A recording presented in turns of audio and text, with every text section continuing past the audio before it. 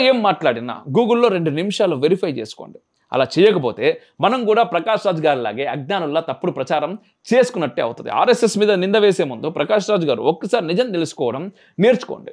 మీ అజ్ఞానం చూస్తూ ఉంటే ఆ 7 సంవత్సరాలు చదువు కూడా వంట పట్టినట్టు నాకు అనిపిస్తలేదు. ఈ నక్క వేషాలతో జిత్తుల మారితనంగానే గుర్తుండిపోతారు కానీ మేధావి తత్వంతో మిమ్మల్ని ఎవరు కూడా గుర్తుపెట్టుకోరు. ఎన్నటికీ గుర్తు చేసుకోరు. అది మీరు గుర్తుపెట్టుకోరు. ఈ మధ్య ఒక ఫ్యాషన్ అయిపోయింది.